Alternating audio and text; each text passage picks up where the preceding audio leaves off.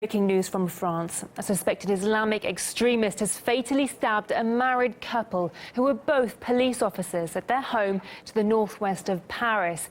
Islamic State has claimed responsibility for the attack in an online statement. Police chiefs from the region have been speaking to the media.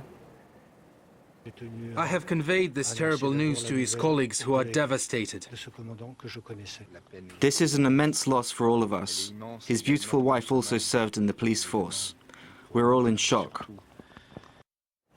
Well, our correspondent Harry Fear is at the scene and joins us live now. Harry, thanks for joining us. What can you tell us about the latest from the situation?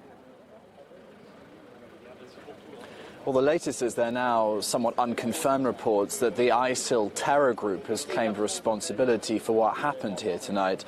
The locals tell me that something like 300 meters down the road here in this very small town or even village, 500 kilometers northwest of Paris.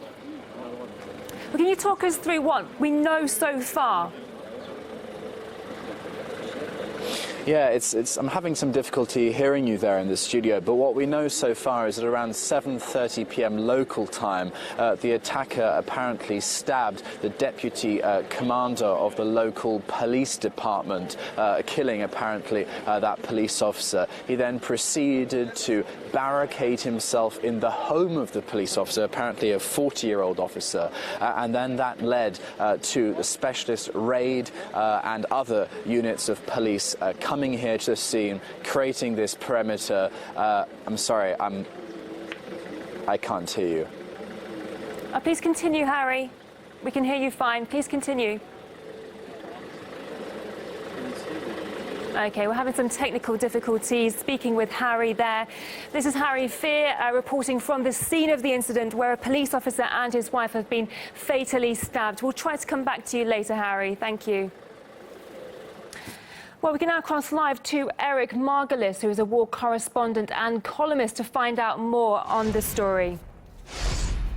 Mr. Margolis, thank you so much for joining us on the programme. Now, as we've just heard, Islamic State says it was behind the attack. What reaction do you expect from the French government on this?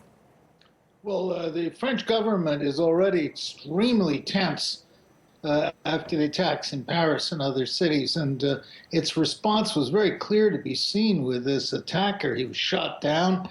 They didn't try and arrest him, I don't think. Orders have gone out to the security forces to shoot first and ask questions later. Certainly that's what most French want. Now, the town where this happened, Magnanville, is a small commune, home to just around 5,000 people. Why do you think a terrorist would target such a place? I don't understand that. I've never even heard of this little town. And most people in France probably never heard of it either. It's unlikely that it's part of some grand plot by the Islamic State.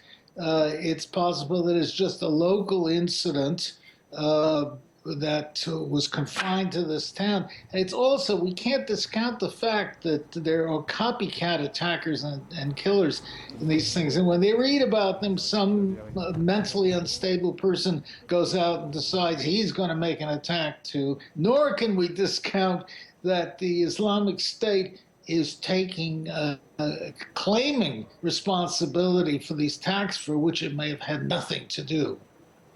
And this comes, of course, while people are still reeling after the attacks in Orlando, just less than 48 hours ago since the attacks over there in Florida.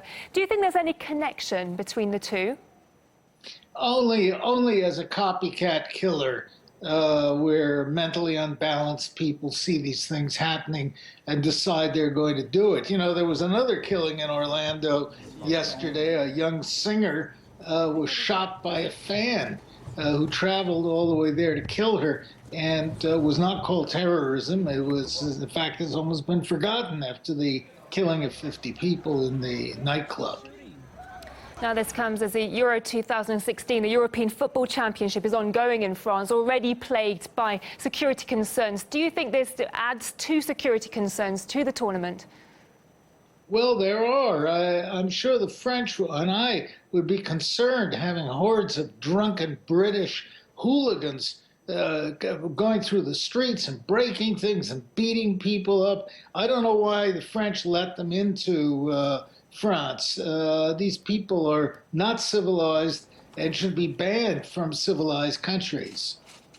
Mr. Margolis, thank you so much for joining us on the programme. We really appreciate your time and your insight. Eric Margolis, war correspondent and columnist. Thank you again. Now, several counties